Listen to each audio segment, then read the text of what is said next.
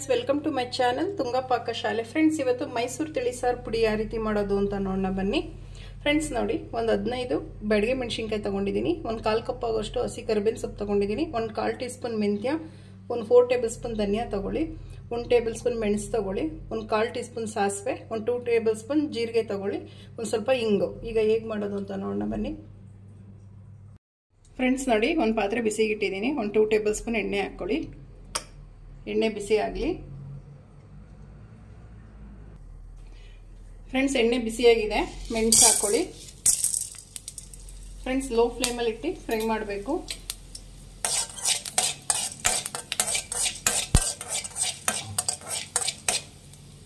Friends, ಇವಾಗ ಜೀರಿಗೆ ಹಾಕ್ಕೊಳ್ಳಿ.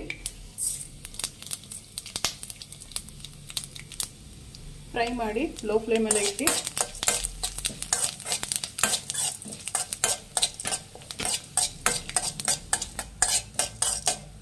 ಫ್ರೆಂಡ್ಸ್ ನೋಡಿ,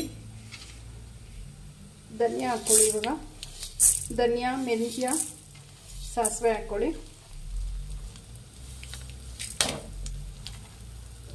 ಫ್ರೆಂಡ್ಸ್, ಫ್ರೈ ಮಾಡಿ ಲೋ ಫ್ಲೇಮಲ್ಲಿ ಇಟ್ಟು ಫ್ರೈ ಮಾಡಬೇಕು, ಇಲ್ಲ ತಳ ಹಿಡಿದ್ಬಿಡುತ್ತೆ, ಚೆನ್ನಾಗಾಗಲ್ಲ ಪುಡಿ.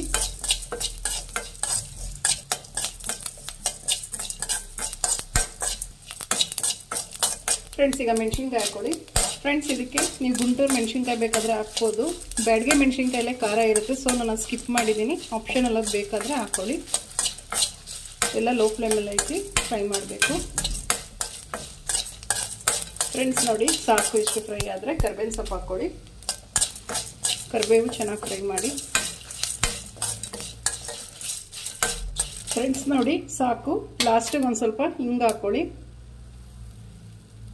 ಸಾಕು, ಮಿಕ್ಸ್ ಮಾಡಿ ಸ್ಟವ್ ಆಫ್ ಮಾಡ್ಕೊಂಬಿಡಿ.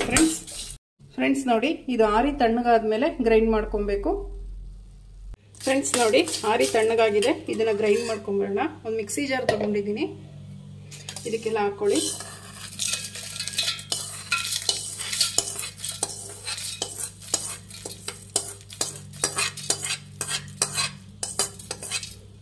ಫ್ರೆಂಡ್ಸ್ ನೋಡಿ, ಇದನ್ನ ನುಣ್ಣಗೆ ಗ್ರೈಂಡ್ ಮಾಡ್ಕೊಂಬರ್ಬೇಕು.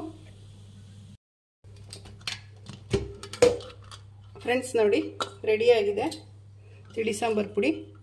ಇಷ್ಟು ನುಣ್ಣಗಿರಬೇಕು. ಫ್ರೆಂಡ್ಸ್ ನೋಡಿ, ತಿಳಿ ಸಾಂಬಾರ್ ಪುಡಿ ರೆಡಿಯಾಗಿದೆ. ಸೇಮ್ ಮದುವೆ ಮನೆ ಶೈಲಿಯ ತಿಳಿ ಸಾಂಬಾರ್ ಪುಡಿ ಇದು, ಮೈಸೂರು ತಿಳಿ ಸಾಂಬಾರ್ ಪುಡಿ. ಇದೇ ತಿಳಿ ಸಾಂಬಾರ್ ಪುಡಿ ಯೂಸ್ ಮಾಡಿಬಿಟ್ಟು ತಿಳಿಸಾರು ಯಾವ ರೀತಿ ಮಾಡೋದು ಅಂತ ಮುಂದಿನ ವಿಡಿಯೋದಲ್ಲಿ ನಾನು ಅಪ್ಲೋಡ್ ಮಾಡ್ತೀನಿ. Thank you for watching. ಮುಂದಿನ ವಿಡಿಯೋದಲ್ಲಿ ಭೇಟಿಯಾಗೋಣ. ನಮಸ್ಕಾರ.